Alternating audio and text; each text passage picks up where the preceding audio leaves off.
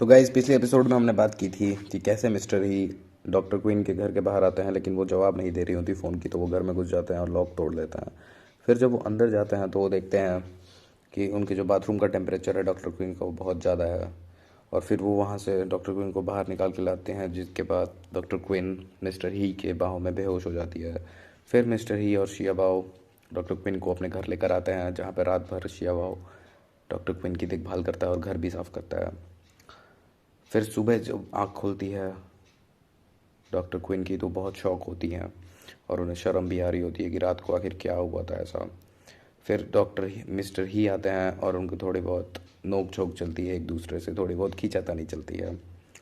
फिर अब हमें आगे दिखाया जाता है कि मिस्टर ही और शिया बाओ बहुत ही अच्छे तरीके से तैयार होकर डॉक्टर क्वीन को उनके घर से लेने आते हैं एक गेम के लिए। और ये हमारा एक प्लान था उनका, शिया बाओ का और एक और आदमी का, मिस्टर क्विन का, जो कि प्लान ये था कि उनको एक दूसरे के करीब लेकर आना है, डॉक्टर क्विन को और मिस्टर ही को।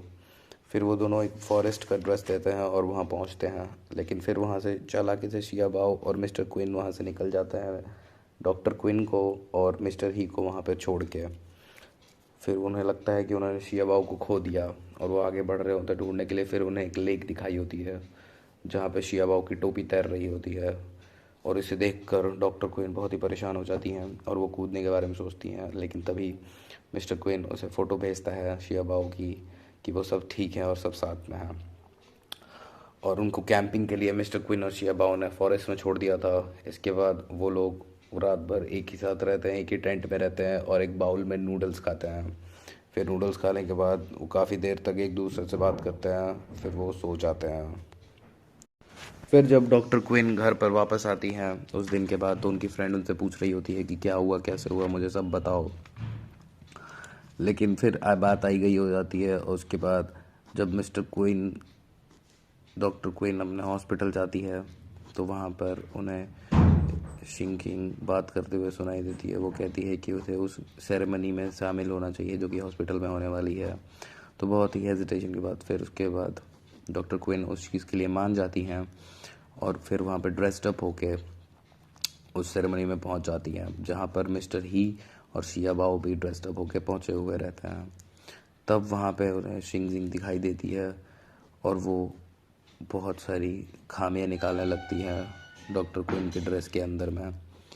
और फिर वहाँ पे बात बहुत ही गुस्से में हो जाती है, क्योंकि वो उन्हें एक्स के में बदला लेना होता है डॉक्टर क्वीन की से।